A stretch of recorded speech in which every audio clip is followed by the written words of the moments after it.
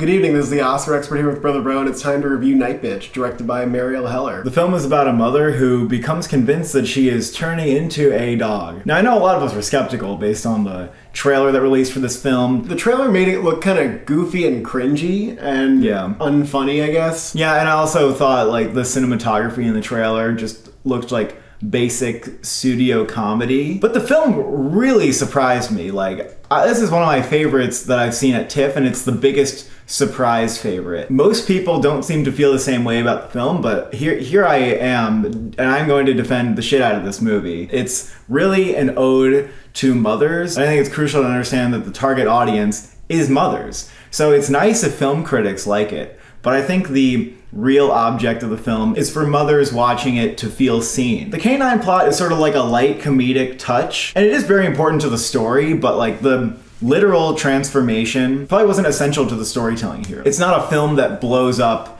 into this like body horror territory. Really, it's kind of like a light, sort of quirky touch. And mostly I think the film works as like just a comedy and a drama. It's more lighter fare, I think, than people were expecting, but I think it's very intelligent and insightful. Some people might be bummed that it's not a crazy genre thing, but really, if you come to this movie with a genuine curiosity on its perspective with motherhood, I think you'll find a lot here. I think you'll find it to be very wise and cathartic. Maybe it's because I'm in my late 20s, but there's so many huge questions about what being a parent does to you and how it uproots your life and who you are. And the way that this movie starts off by acknowledging just how all-consuming being a mother is, and how it completely just tears apart who you are on a fundamental level, but then takes you through this process with the main character of how she grows and heals through that. It was very cathartic to me. Certainly where it lands feels like it's kind of moderate, but I also think it just rang true. I would love to show this to my mom and hear what actual mothers think about the movie,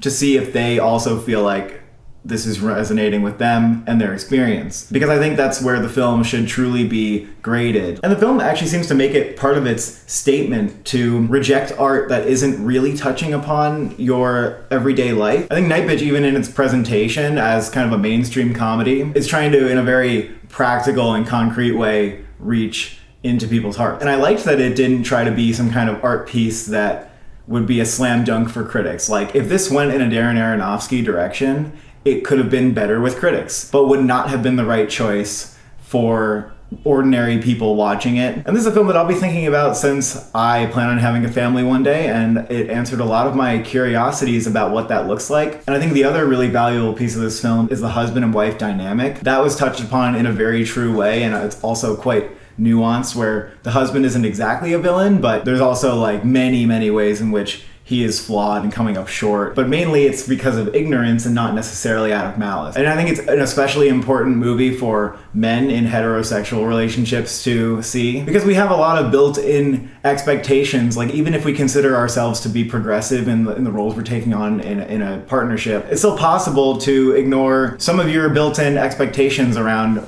gender roles and family. I really liked everything about the dynamic between her and her husband, and I found myself in their argument scenes kind of going, oh, like, he's not being great here, and then a second later I'll be like, actually, he's making a really good point here. I found myself wrestling with its ideas and its perspectives as the characters were. I think Mariel Heller is such a gifted writer in her ability to find the middle ground and the gray areas that are the most confusing to navigate. One way that it could have shown how Amy Adams is struggling as a mom is to have her like flip out at her kid, for example. But it showed those struggles in a more internal way. And Amy Adams is a true gift to this movie because she's able to show that internal struggle that mothers quietly deal with and feel like nobody can read what they're going through. Everything about motherhood feels like this secret that she's keeping from others. She thinks that she's like the one mom who's doing it wrong. And there's so many little moments in her performance that capture this quick swing in emotion, where maybe she'll burst out in laughter for a second, and moments where her character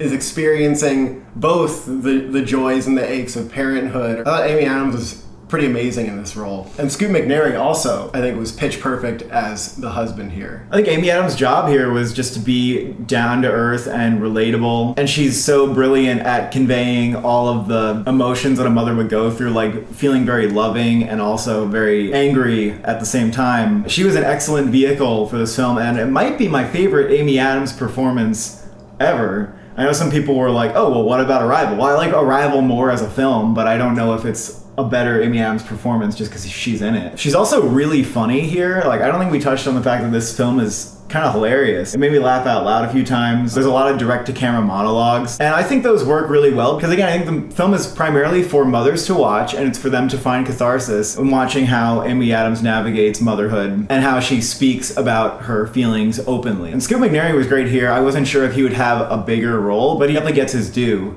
by the ending. And I think some of their scenes together are the best in the movie. I also like that this character is kind of an intellectual at heart. The movie really questions our notion that motherhood is not an intellectual pursuit or non-artistic. And I thought that this character's journey to find art within motherhood was also really powerful. The movie gave a lot of food for thought. I do understand where people are thrown off by the horror elements, and I don't think that they are the most fluid here. If you are somebody who's very sensitive to tonal whiplash, which I would say is not me, then yeah, you're probably gonna feel that. And there were a couple of moments where I didn't really get how, like, the dog thing was quite tied into what was going on in reality. But I think if you watch the movie from the perspective of, like, where is this character in her journey, like, it was very fluid. I understood it every step of the way. I also like that the film feels like a birth metaphor, and I'm just going to leave it there. I really like the editing here because though the film isn't visually that ambitious, it relied heavily on pacing to create that fervency that the character was experiencing, and as she kind of like tunnels into these rabbit holes and into this like dog archetype, I feel it wouldn't have delivered nearly as well if the editing wasn't strong. Yeah, I can't say I see what other people are lacking here. I mean, for a movie to touch on those deepest parts of ourselves, like your core identity, that's a lot to wrestle with. Yeah, I don't know if people are like, oh, parenting, blah, blah, blah, I don't want a kid. But that's so anti what the movie is I don't think about. anyone has said that, to be fair, but I just wonder if part of the reason I liked the film was because I want to be a parent, and I'm thinking about that more in my late 20s. So overall, I would give Nightbitch a 9 out of 10. Ideas of motherhood can be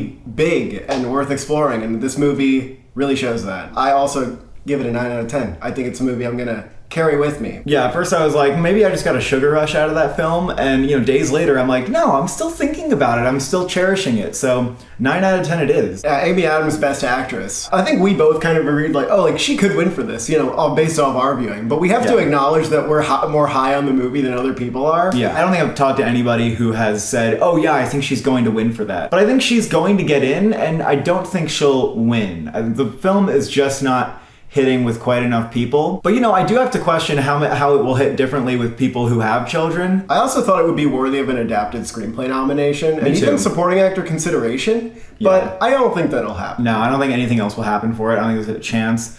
The makeup also, if you're wondering, is not enough to get a nomination. Like, there's no, full-on werewolf makeup at any point. So yeah, I think we'll see Amy Adams on the award circuit. And that's about it for Nightbitch. Hopefully it does well. Hopefully it finds its audience, and I will be showing it to my mom. Thank you for watching. Thank you for subscribing. What animal do you become when you're upset?